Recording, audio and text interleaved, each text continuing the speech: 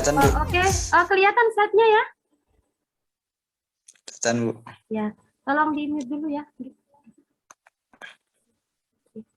Oke, Bu Mita mulai dulu. Assalamualaikum warahmatullahi wabarakatuh. Waalaikumsalam warahmatullahi wabarakatuh. Hari ini kita kembali kuliah ya. Kembali kuliah pertemuan kedua tentang batasan dan istilah dalam perlindungan tanaman. Oke, hari ini kita hanya berbicara tentang batasan dan istilah dalam perlindungan tanaman. Untuk masalah pengendalian nanti kemungkinan ada di semester 8, seperti yang sudah saya sampaikan ya.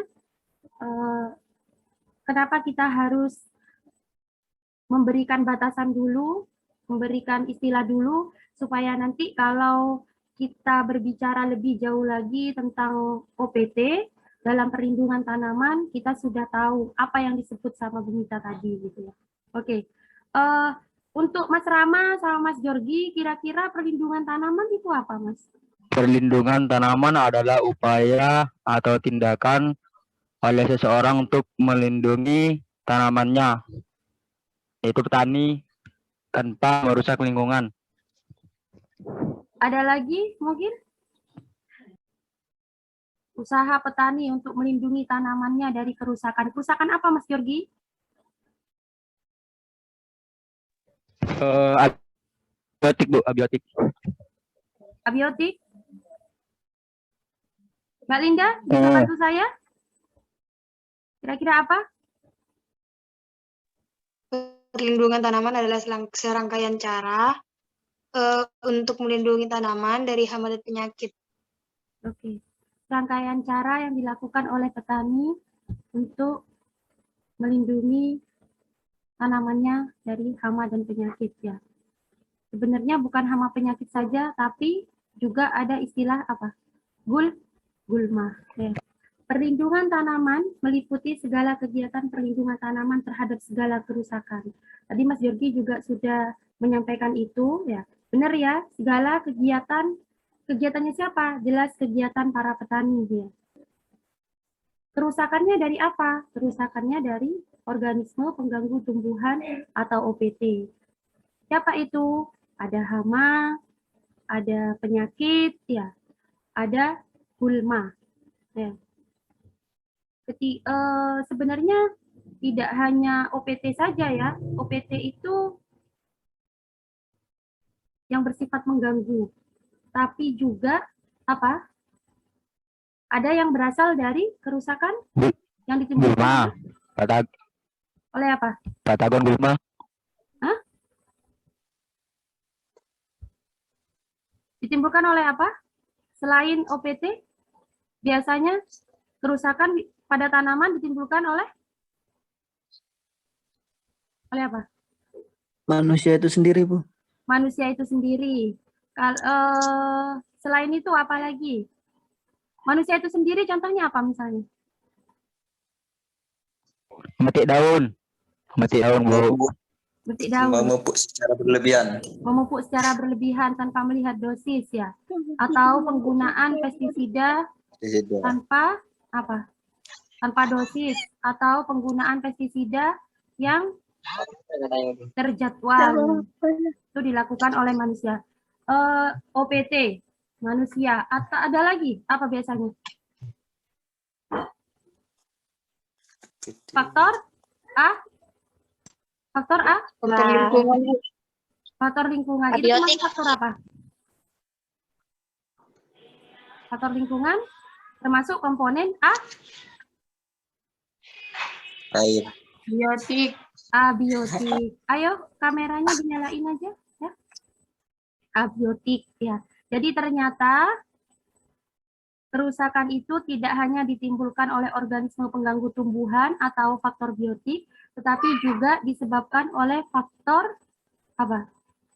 Faktor abiotik, yaitu faktor lingkungan. Kalau biotik kan OPT ya, maksud saya kalau biotik itu OPT, kalau abiotik itu karena faktor lingkungan.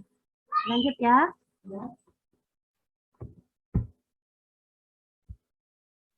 Perlindungan tanaman dalam arti luas. Tadi itu dalam arti sempit ya. Mempelajari gangguan.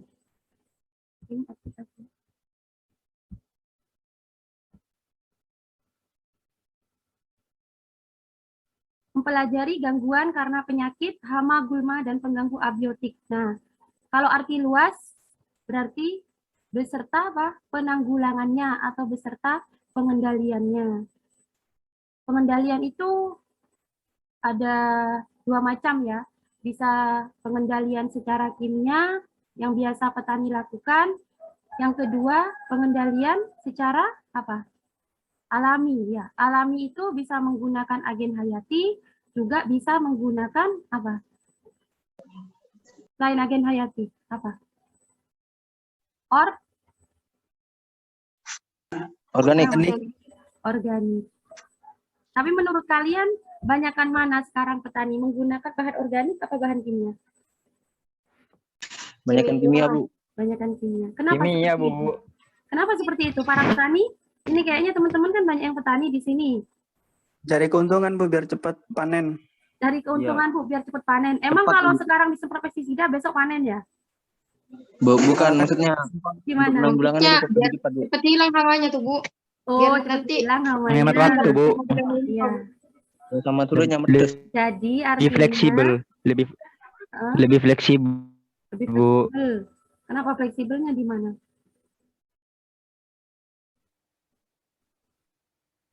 Jadi, kenapa para petani itu lebih suka menggunakan bahan kimia? Karena bahan kimia itu ya apa? Lebih cepat dibandingkan Menghemat dengan waktu. penggunaan bahan organik. Biasanya kalau bahan organik itu bukan digunakan untuk pengendalian, tapi pencegahan. Ya, pencegahan atau preventif itu berarti sebelum terjadinya gangguan. Oke. Tujuan dari pengendalian itu sendiri sebenarnya adalah pengembalian ekonomi atau keuntungan yang optimal dengan kerusakan lingkungan yang minimal. Siapa kira-kira yang bisa menjabarkan gambar ini? Katanya tadi Mas Raihan penyuluh ya, penyuluh sawit. Tapi kok penyuluh sawit ada di sini ya? Kok nggak di Enggak Bu, Kalimantan? itu anak-anak guyon Bu. Oh, guyon ya. Sebenarnya Bu Iya, Mita kalau Mas Raihan itu seorang penyuluh, paling tidak bisa membantu saya gitu loh, menjelaskan ke teman-teman gitu. Orang penyuluh sawit Bu itu bener Bu, nggak guyon. Ya Bu Mita heran aja kalau penyuluh sawit kok ada di sini, kok nggak di Kalimantan gitu. Bu Mita ngusir ya? Enggak sih, nggak ngusir ya. Oke, siapa yang bisa menjelaskan ini? Siapa? Gambar ini kelihatan ya gambarnya ya? Atau kalian hanya bisa menjelaskan Kelihatan. yang dipegang orang di bawah? Apa itu Saya, yang Bu. dipegang sama orang berdasi itu apa? Uang, Bu. Bakau. Uang. Bo, uang. Luput kan. Uang Om, uang Om. Ai, Kak Uang. Itu Kak Uang. Bu, Uang ya. Itu yang bukan tembakau Bisa ya, saya menjelaskan, Bu? yang apa namanya yang orang berdasi itu bukan tembakau ya, itu uang ya. Money, Ini money. kayaknya Izin, Bu. yang kelihatan kalau itu uang sepertinya dompet mulai menipis ini. Alhamdulillah iya Bu, betul Tuh, betul. betul Kip gak sekali. cair, kip gak cair. Istri. Oke, siapa yang bisa menjelaskan ini? Input produksi, kemudian Saya, Bu. pendapat tanaman. Ya siapa? Saya siapa? Saya Saya tidak bisa Bu, tapi dari tengah itu Bu. Dari nggak apa-apa, nggak apa-apa. itu. Nggak apa-apa Mas Saiful. Ayo. Saya dari Begini, awal Bu. Bu. Ya, Untuk- gantian ya. Untuk menghasilkan keuntungan itu harus dilakukan perlindungan, tapi memperhatikan ekosistem lingkungan. Artinya tidak terlalu menekan pada hama semisal, kita hanya cukup mencegahnya saja, karena akan berdampak buruk pada lingkungan. Oke. Itu Bu. Ini untuk foto pertamanya nggak bisa jelasin saya Bu. Itu Gimana? produksi. Saiful, sudah ya. Saya terima. Siapa lagi? Mbak Linda sepertinya udah mulai ngantuk dia. Mbak Linda, Indri. Ya Bu, kenapa Bu? bisa jelasin ini? Ini Bu. Bisa Bu, bisa Bu. Ya, bisa dong. Harus bisa ya. Itu gambar pertama. Sepertinya petani itu lagi. Oh, saya jelasin ya, Bu. Ya, Untuk mendapatkan hasil yang melimpah, ya. petani, untuk mendapatkan hasil yang melimpah, petani bisa mengendalikan hama atau penyakit dengan cara yang tidak berlebihan agar ekosistem terjaga dan mendapatkan hasil yang melimpah. Oke. Hasil yang melimpah. Terima kasih Mbak Linda, terima kasih Mas Saiful. Ada lagi mungkin Mas Jorgi? Nih tulisannya Jorgi suka belajar. Ah, berarti ini bisa menjawab ini. Mas Jorgi suka belajar. Ya? Izin Ini mau Bu, jawab, Bu. saya sedang Ya. rapat Bu, buat wisudawan Bu.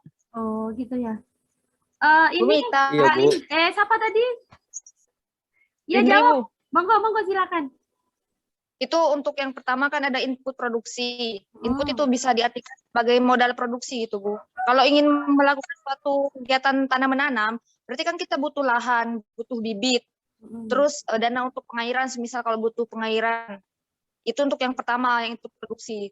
Kemudian untuk menghasilkan tanaman yang bagus dengan kualitas bagus, berarti kita harus menjaga tanaman tersebut dengan cara perlindungan tanaman, yaitu seperti yang sudah dijelaskan tadi, tanaman adalah proses ataupun cara yang digunakan untuk melindungi tanaman dari serangan mikroorganisme, baik itu hama dan lain sebagainya. Oke. Tetapi perlindungan tanaman di sini tidak semerta-merta bernafas dulu, Bu. Iya. Ya, bernafas saja dulu. Iya. Semerta membasmi hama yang menyerang. Tetapi kata Bu Mita tadi, kita itu mengendalikan, berarti tidak semua mikroorganisme harus kita hancurkan gitu, Bu. Dan tetap harus menjaga ekosistem. Oke. Kalau semisal kayak gini, Bu Mita, kita ingin membasmi hama burung, Bu. Burung kan merupakan salah satu hama. Ya? Nah, kita itu melakukan jerat pada burung. Misal kalau di desa-desa ada Bu pasang jerat, jadi burung-burung tuh nempel di pohon yang sudah dianuin lem tuh, Bu. Biasanya kalau di tempat saya kayak gitu. Kata orang Madura itu lecang ya. Kata orang di tempatnya Bu Mita itu namanya lecang. Ya. Jangan membasmi ya, mengendalikan ya. Kamu nggak masih Iya, Bu, lecang. mengendalikan dengan cara besar-besar dengan membasmi, misal Bu Mita. Oh, gitu. Otomatis kan populasi burung itu berkurang. Dan iya, kembali ke sana, ada hama yang dinamakan dengan ulat. Kalau burung kan ulat salah satu makanan burung. Kalau burung berkurang populasinya ataupun bahkan tidak ada, nah nanti si ulat di sini jumlahnya bakal bertambah besar dan malah menjadi hama bagi tanaman tersebut. Makanya kan perlu keseimbangan, Bu. Itu untuk yang perlindungan tanaman, kemudian ekosistem terjaga. Nah, apabila perlindungan tanaman sudah kita lakukan dengan cara yang baik, juga ekosistemnya tetap terjaga sebagaimana mestinya, kita itu akan dapat hasil yang sangat menguntungkan. Jadi di mana ada keseimbangan antara alam juga manusia, begitu. Oke. Terima kasih ya dengan jawabannya, semua jawabannya itu benar. Jadi artinya di sini ya, kalau misalnya kita mau melakukan perlindungan agroekosistem atau ekosistem harus tetap terjaga. Jadi kalau tujuannya di sini kan jelas ya, untuk mendapatkan pengembalian ekonomi atau keuntungan yang optimal dengan kerusakan lingkungan yang minimal. Jadi maunya itu dapat untung yang optimal ya, tapi kerusakan lingkungannya itu harus minimal gitu. Itu terlihat pada gambar ya, gambar di sini. Ini kan input produksi ya. Kita punya tanaman, kebetulan di sini tanaman tembakau. Input produksinya ini kan tanaman ya. Ada istilahnya ini nanti kalau untuk menjaga ini ya, untuk menjaga ini kita memerlukan apa? Untuk menjaga ini biar menghasilkan ini ya, uang ini. Berarti kan kita perlu yang di tengah ini. Ya. Apa ini? Perlindungan tanaman. Ya. Perlindungan tanaman bisa dilakukan oleh petani, tapi tetap memperhatikan yang namanya agroekosistem. Dan apa? Tentunya apa? Mendapatkan dengan input produksi. Keuntungan dari input produksi tersebut. Kan di sini udah jelas di depan ya. Kita mengendalikan atau para petani mengendalikan OPT dengan memperhatikan agroekosistem atau supaya agroekosistem tetap terjaga, tapi apa? Adanya pengembalian ekonomi atau keuntungan yang optimal atau yang maksimal? Tidak, Bu. Enggak. Oke, Mbak Linda bilang enggak. Mungkin Mbak Iklima, alasannya apa? Penjelasannya apa? Atau mungkin teman-teman yang lain? Mas Aldi? Kalau gangguan itu sebab, iya, kerusakan itu akibat, kalau kerugian itu hasilnya. Oke, Hasil dari input tidak sama dengan output. oke, saya terima. Ada lagi?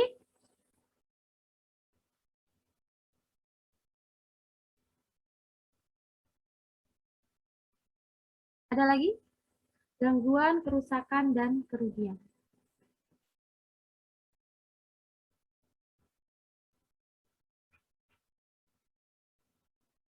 Sebenarnya ya, Dadain yang jawab? Ada yang mau jawab lagi? Saya ingin mencoba, Bu. Siapa? Iya, Mas Royhan? Kalau gangguan itu proses terjadinya perubahan pada tanaman. Kalau Proses kerusakan perubahan. itu sudah rusaknya, Bu. Iya. Sudah rusaknya. Kalau rugi? Iya. Kalau rugi berarti ya rugi, Bu. Nih, kalau rugi, Bu. Kalau rugi tidak untung, Bu, ya? Ya, Iya. enggak apa-apa. Ya, namanya juga jawab kan ya. Tidak ada yang salah kok. Kalau mau jawab. Ada lagi?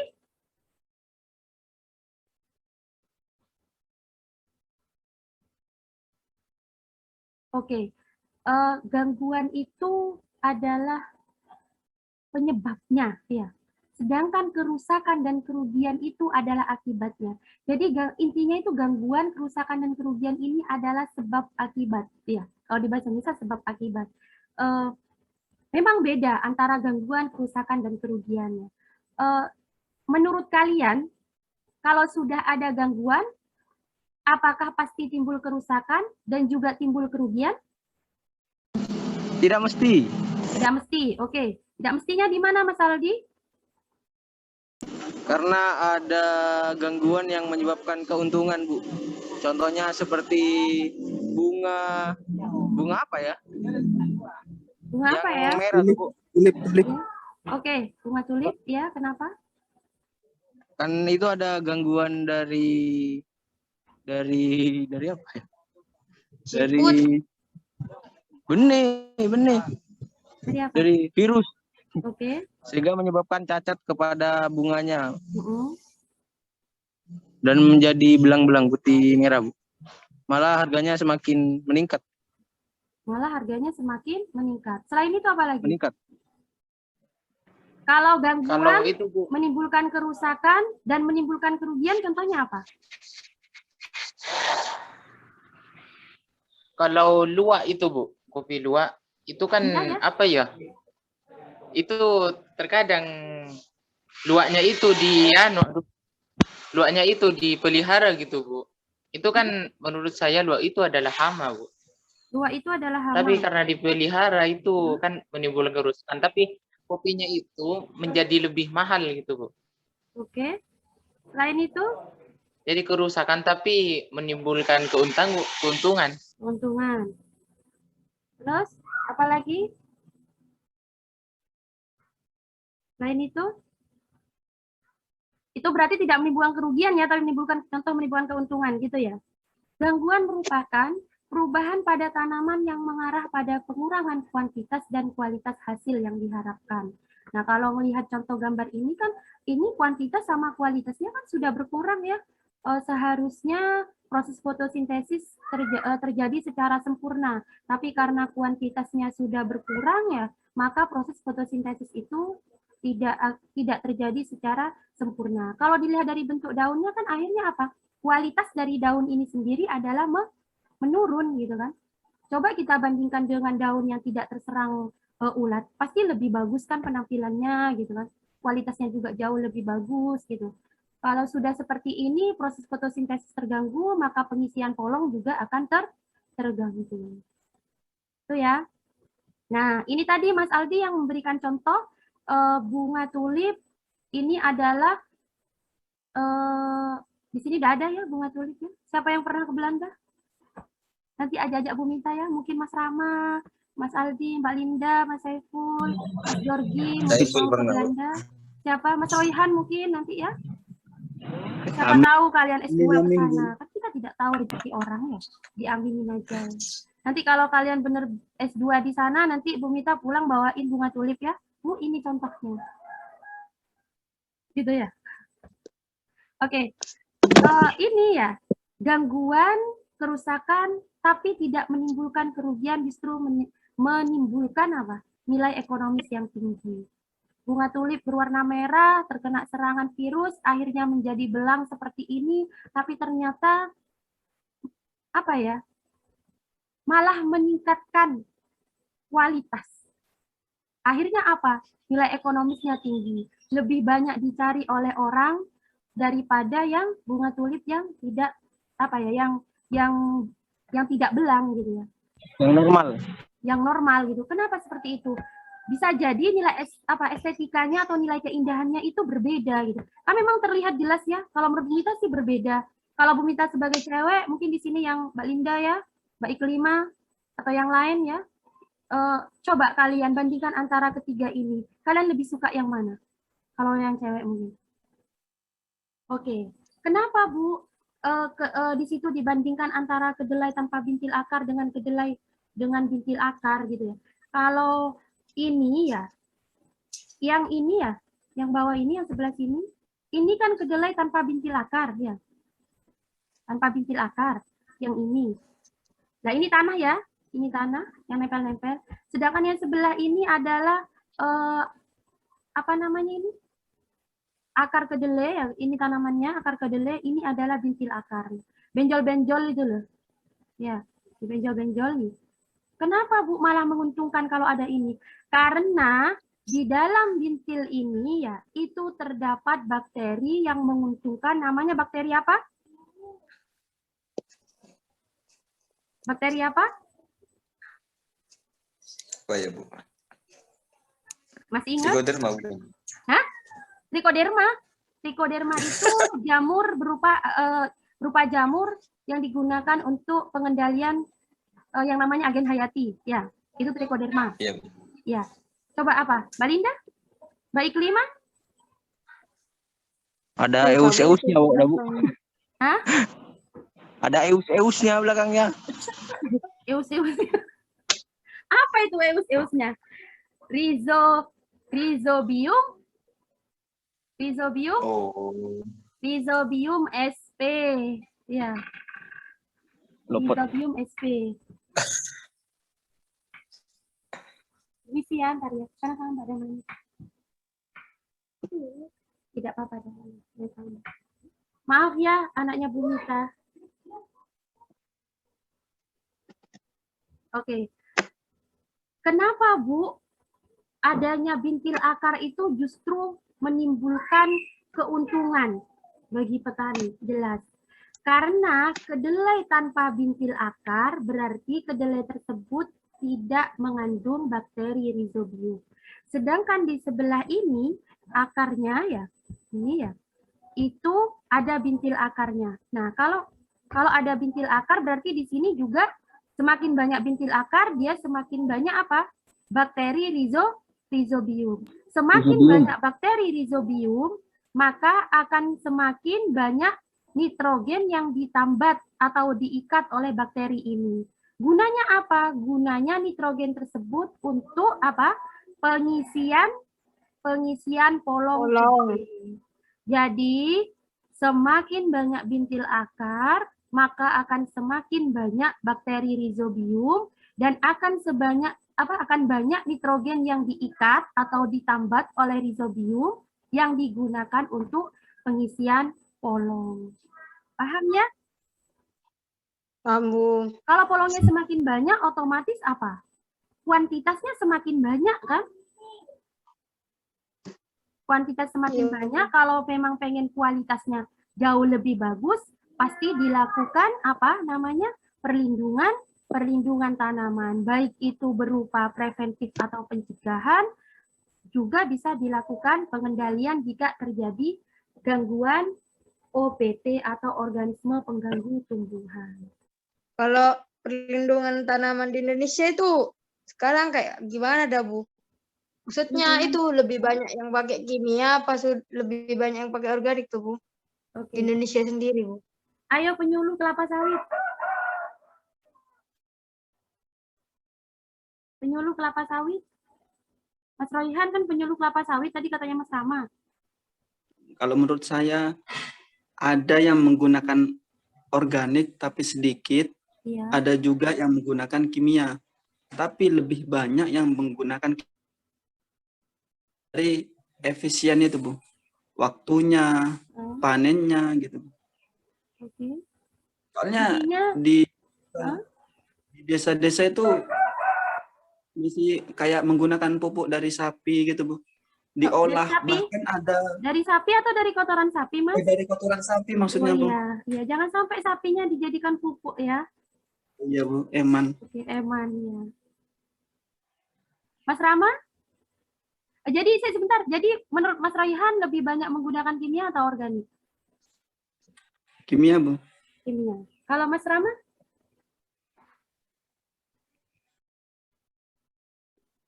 Pakai kimia, Bu. Kimia, oke. Seperti bawang merah ya, kalau kita mau menggunakan bahan organik, sepertinya kita juga mikir-mikir ya. Karena apa? Ketika si tetangga menggunakan bahan kimia, kemudian kita menggunakan bahan organik, alamat bukan menjelek-jelekan bahan organik, tapi kan bahan organik itu lebih bagus digunakan sebagai preventif atau pencegahan daripada digunakan sebagai pengendalian. Kalau sudah digunakan pengendalian itu berarti sudah terserang yang namanya OPT gitu. Kalau menilik keadaan di Indonesia itu yang sekarang ini perlindungan tanaman itu memang ya Menteri Pertanian itu menggalakkan yang namanya apa? PHT, pengendalian hama terpadu ya. Pengendalian hama terpadu itu apa? Berbagai pengendalian itu dijadikan dipakai gitu. Dan pengendalian kimia itu ditaruh paling belakang. Jadi ketika pengendalian yang lain sudah tidak bisa digunakan, maka pengendalian menggunakan bahan kimia itu kemudian digunakan. Salah satu contohnya melakukan penyiangan tidak lagi menggunakan fungisida, tapi kebanyakan sekarang orang-orang juga menggunakan apa? Kalau fungisida itu kan lebih cepat ya, karena petani sering tanya espleng apa enggak gitu ya. Kalau misalnya penyiangan menggunakan apa? Tenaga manusia untuk mencabut gitu. Terus lagi saya lihat di daerah Bondowoso itu ada yang di pematang sawahnya itu apa di pinggir-pinggirnya itu ditanami sama bunga-bunga itu ya. Apa itu nama bahasa Indonesianya kita tidak tahu. Ada yang seperti bunga matahari tapi yang kecil itu. Yang orang Bondowoso pasti tahu. Rama orang Bondowoso pasti tahu ya. Kan banyak itu di sekitaran tanaman padi yang ditanami tanaman bunga ya. Itu hanya untuk mengalihkan OPT ya agar tidak menyerang tanaman di sebelahnya gitu ya, agar dan juga untuk mengundang musuh alami itu agar datang gitu ya. Nah, Bu, apakah petani tidak menggunakan bahan kimia? Nah, bahan kimia itu kalau di PHT itu adalah alternatif terakhir. Tapi kalau di Indonesia memang pemerintah menggalakkan PHT, tapi kalau dibandingkan antara penggunaan bahan organik dengan bahan kimia, masih mayoritas petani itu menggunakan bahan kimia. Alasannya apa? Mereka mengejar kuantitas dan kualitas. Tanpa kita sadari sebenarnya itu adalah salah satu cara untuk mengembalikan unsur tanah. Tapi ya sempat Bu Mita bilang itu kalau misalnya satu lapisan tanah terkena bahan kimia, ya lingkungan itu terkena bahan kimia, kalau tidak salah itu membutuhkan waktu 2 tahun untuk mengembalikannya lagi ke struktur semula. 1 kali terkena bahan kimia. Bayangin, orang-orang menggunakan bahan kimia itu terjadwal. Belum pestisidanya, belum pupuknya, ya kan ya? Selain itu apa? Biasanya petani juga menggunakan tadi katanya pupuk sapi, bukan ya, pupuk atau kotoran sapi. Ya, jangan sapinya dijadikan pupuk ya Mas ya. Mas Royhan alhamdulillah kaya sekali ya, sampai sapinya dijadikan pupuk. Oke, itu saja ya dari Bu Mita. Kita ketemu minggu depan di kelas. Terima kasih banyak ya. Kalian sudah sempat hadir di sini ya. Bu Mita mohon maaf jika ada kesalahan penjelasan mungkin tidak bisa diterima atau ya tadi mungkin menjelaskannya kurang tepat atau gimana. Bu Mita minta maaf. Terima kasih sekali lagi. Bu Mita akhiri. Wassalamualaikum warahmatullahi wabarakatuh. Waalaikumsalam warahmatullahi wabarakatuh. PPT-nya saya share di grup nanti ya, Mbak Linda ya. Nanti Mbak Ya, Linda Bu. minta tolong sharekan ke teman-teman yang lain.